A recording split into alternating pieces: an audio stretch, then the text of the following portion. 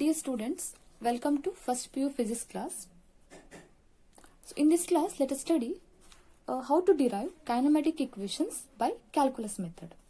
Okay.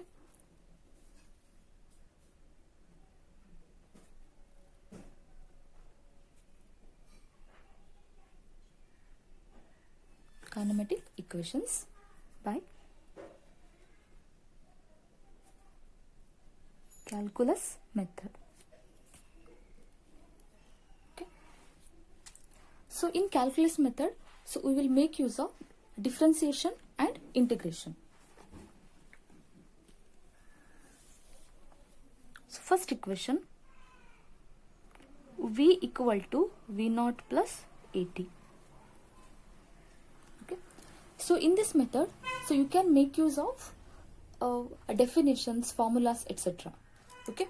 But here graph is not used. So first at the explanation, consider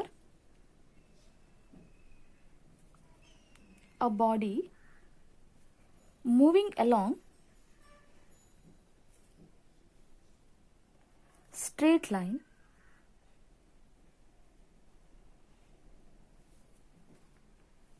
with uniform acceleration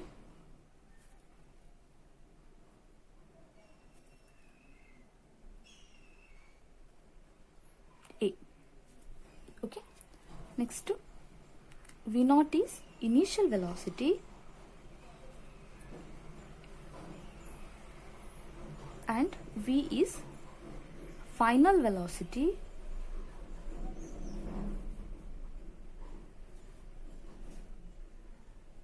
at a time t. Okay. Right. So now, first make use of the definition. So there are three terms, V, V naught and A. Okay. So start the derivation with the definition of acceleration. By definition, acceleration A equal to change in velocity divided by time interval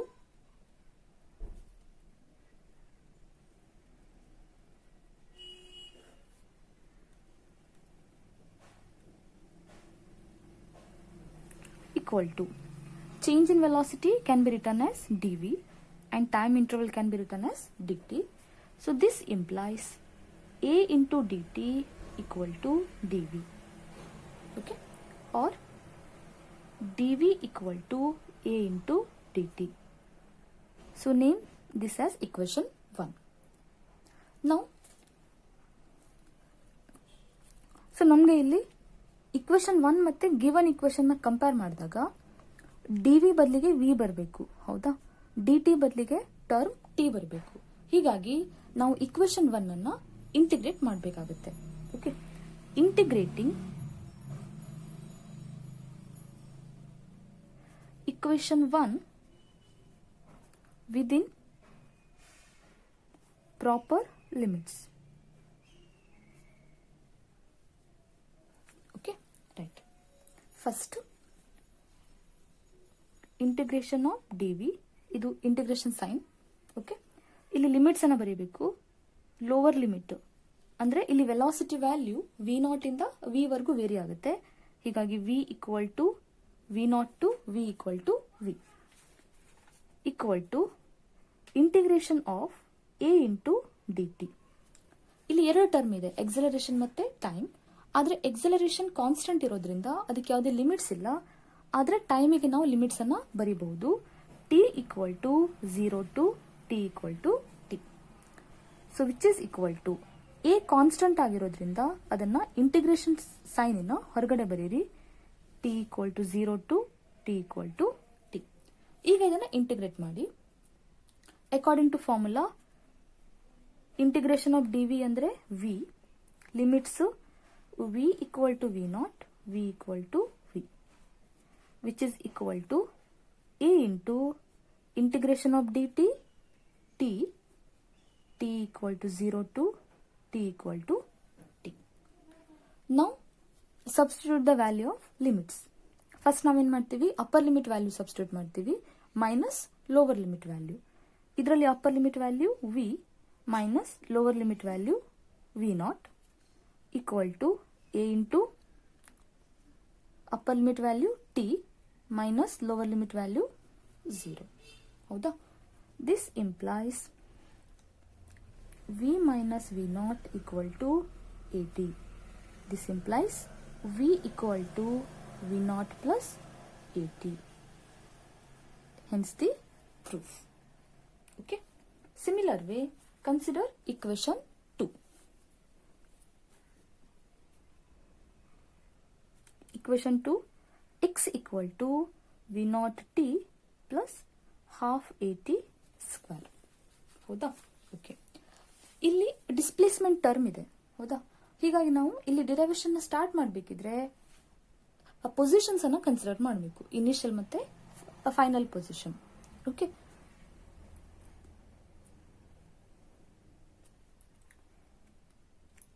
so ಇಲ್ಲಿ same explanation ಬರೀರಿ. So ಅದರ ಜೊತೆಗೆ ಮತ್ತೆ explanation ಸೇರಿಸಬೇಕು ನೀವು. Here V not is initial velocity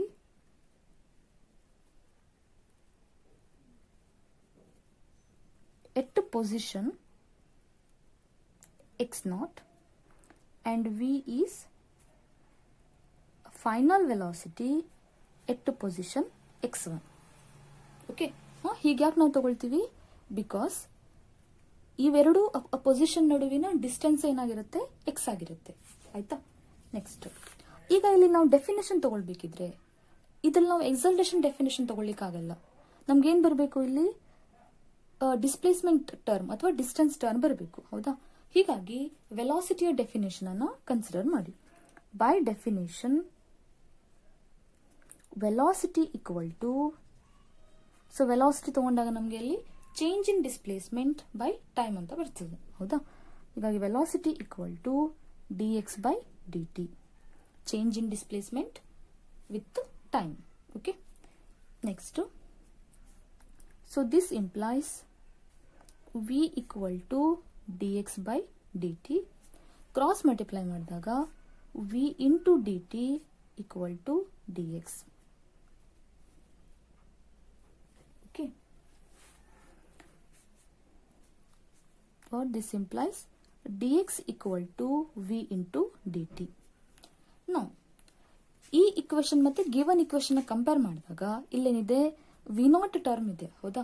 ಹೀಗಾಗಿ ಇಲ್ಲಿ V ಅಂತ ಏನಿದೆ ಅಲ್ವಾ, ಅಲ್ಲಿ ನಾವು ವ್ಯಾಲ್ಯೂನ ಸಬ್ಸ್ಟಿಟ್ಯೂಟ್ ಮಾಡಬೇಕು. Substitute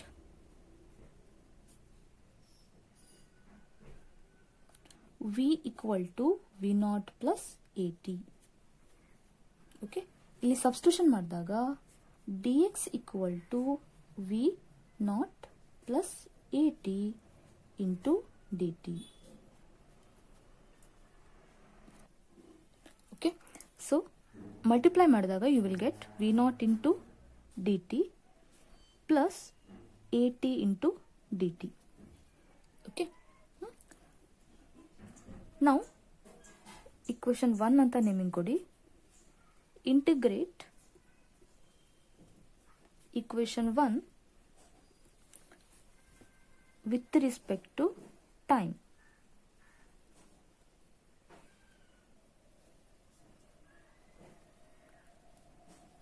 within proper limits. Okay. ಇಲ್ಲಿ ವಿತ್ ರಿಸ್ಪೆಕ್ಟ್ ಟು ಟೈಮ್ ಅಂತ ಯಾಕೆ ಬರ್ತಿದ್ದೇನೆ? ಇಲ್ಲಿ ಡಿ ಟಿ ಇದೆ. ಹೌದಾ? ಎರಡು ಇದರಲ್ಲೂ ಕೂಡ ಡಿ ಟಿ ಇದೆ. ಹೀಗಾಗಿ ವಿತ್ ರಿಸ್ಪೆಕ್ಟ್ ಟು ಟೈಮ್ ಅಂತ ಬರ್ತಿದ್ದೇನೆ. ಇಂಟಿಗ್ರೇಟ್ ಮಾಡಿದಾಗ ಇಂಟಿಗ್ರೇಷನ್ ಆಫ್ ಡಿ ಎಕ್ಸ್. ಇಲ್ಲಿ ಡಿ ಎಕ್ಸ್ ಅಂದ್ರೆ ಏನು? It is change in position ಅಥವಾ ಚೇಂಜ್ ಇನ್ ಡಿಸ್ಪ್ಲೇಸ್ಮೆಂಟ್. ಹೀಗಾಗಿ x value x equal to x naught to x1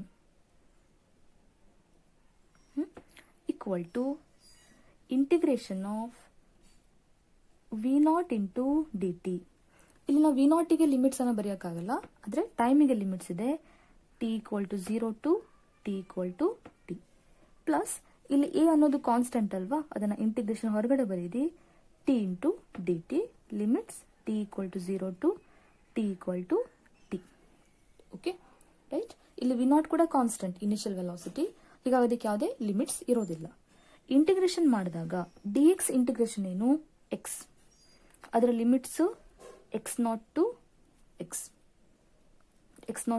x1 which is equal to v0 integration v0 constant ಇರೋದ್ರಿಂದ ಅದನ್ನು integrate ಮಾಡ್ಲಿಕ್ಕಾಗಲ್ಲ, ಅದನ್ನ ಹಾಗೆ ಬರೀರಿ v0 ಅಂತ ಹೇಳಿ. dt ಇಂಟಿಗ್ರೇಷನ್ ಏನಾಗುತ್ತೆ, t equal to value t equal to 0 to t equal to t. Okay, plus again a constant integration of t into D t. ಇದಕ್ಕೊಂದು formula ಇದೆ, ಜ್ಞಾಪಕ ಇದೆಯಾ? ಏನದು? Integration of x raise to n into d x ಅಂದರೆ ಏನು ಬರೀತಿದ್ವಿ? X raise to n plus 1 divided by n plus 1 ಅಂತ ಬರೀತಿದ್ವಿ, ಹೌದಾ? ಇಲ್ಲಿ ಎನ್ ವ್ಯಾಲ್ಯೂ ಎಷ್ಟು? ಟಿ ರೆಸ್ ಟು 1, ಹೌದಾ? N value 1. ಹೀಗಾಗಿ integration of t into D t ಅಂದರೆ ಏನಾಗುತ್ತೆ? ಅದು equal to t raise to 1 plus 1 divided by 1 plus 1 equal to t square divided by 2. T square divided by 2, ಕರೆಕ್ಟಾ? ಅದನ್ನ ಇಲ್ಲಿ substitution ಮಾಡಿ. T square divided by 2. Limits ಅನ್ನ ಬರೀರಿ. T equal to 0 to T equal to t, ಹೌದಾ?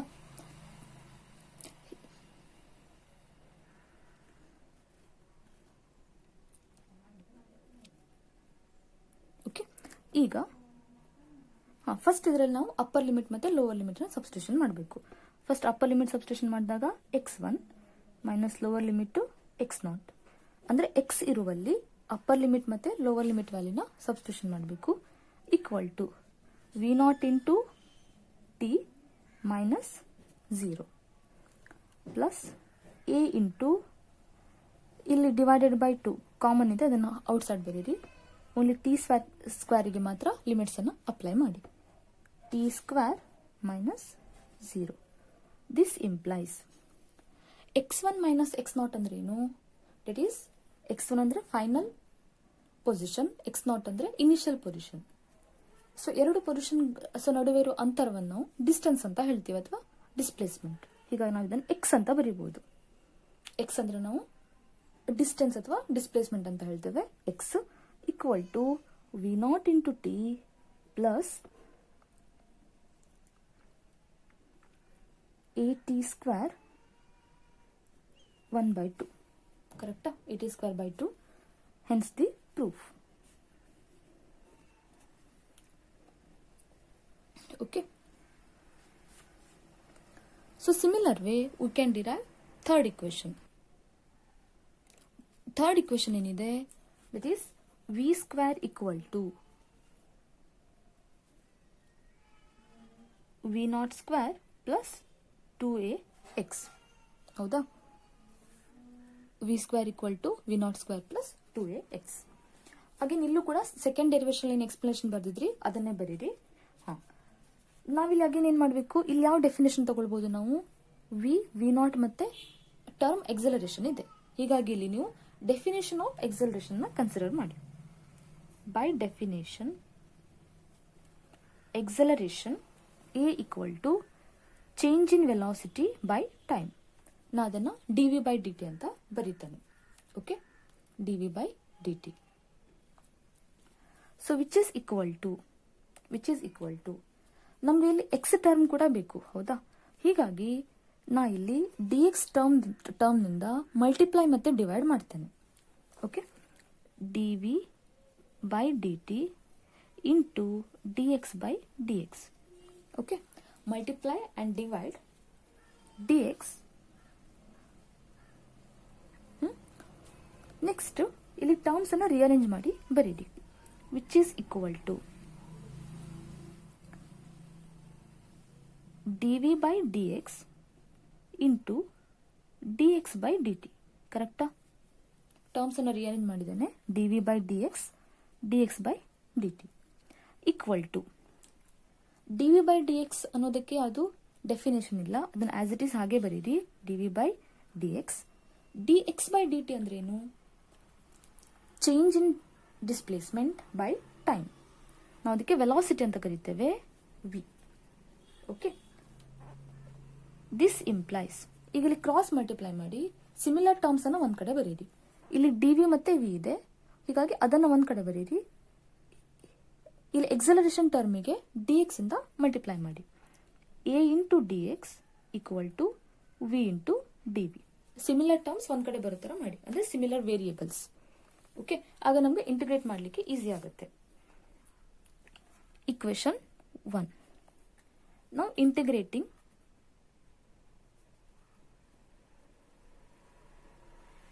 equation 1 within limits. Okay, acceleration constant, ಅದಕ್ಕೆ ಯಾವುದೇ limits ಇರೋದಿಲ್ಲ. ಇಂಟಿಗ್ರೇಷನ್ ಆಫ್ ಡಿ ಎಕ್ಸ್, ಎಕ್ಸಿನ ಲಿಮಿಟ್ಸ್ ಯಾವುದು? X equal to x naught to x equal to x one, which is equal to integration of v into d v. ವೆಲಾಸಿಟಿಯ limits ಯಾವುದು? Initial velocity ಮತ್ತೆ final velocity. V equal to V naught to v equal to v. ಕರೆಕ್ಟಾ? ಈಗ ಇದನ್ನು integrate ಮಾಡಿ.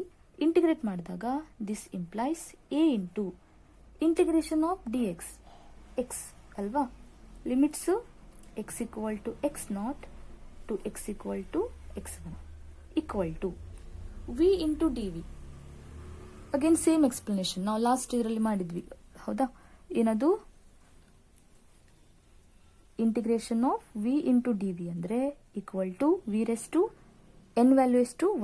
One ಇದರಲ್ಲಿ. ಹೀಗಾಗಿ 1 + 1 divided by 1 + 1 equal to v square divided by 2. ಕರೆಕ್ಟಾ? ಇದು ಜ್ಞಾಪಕ ಇದೆ ಅಲ್ವಾ? ಫಾರ್ಮುಲಾ ಯಾವುದದು? Integration of x raise to N D X equal to x raised to n plus 1 divided by n plus 1. ಕರೆಕ್ಟಾ? ಓಕೆ, ಹೀಗಾಗಿ v square by 2 integration of v with respect to d v ಅಂದರೆ v square by 2. ಇದಕ್ಕೆ limits ಅನ್ನು apply ಮಾಡಿ. V equal to V naught and v equal to v. ಇಲ್ಲಿ values ಅನ್ನು substitute ಮಾಡಿದಾಗ a into first x1 value, upper limit value, x1 minus x naught equal to 1/2 ಹೊರಗಡೆ ಬರೀರಿ. First v value substitute ಮಾಡಿ, v square, ಆಮೇಲೆ v naught value, V square minus v naught square. Okay, x1 minus x naught ಅಂದರೆ again it is change in position. ನಾವು ಅದಕ್ಕೆ distance ಅಂತ ಹೇಳ್ತೀವಿ. ಹೀಗಾಗಿ a into x equal to 1/2 into v square minus v naught square. ನಮ್ಗೆ ಯಾವ ಫಾರ್ಮಲ್ಲಿ ಬೇಕು? A x is multiplied with 2ax. ಹೀಗಾಗಿ 2ax equal to v square minus v naught square. Again rearranging the terms, 2ax equal to 2ax plus v naught square equal to v square. This implies v square equal to V naught square plus 2ax. Hence the proof. Okay, ಈ ರೀತಿಯಾಗಿ ನಾವು ಇದನ್ನು derive ಮಾಡ್ತೇವೆ. Okay, thank you.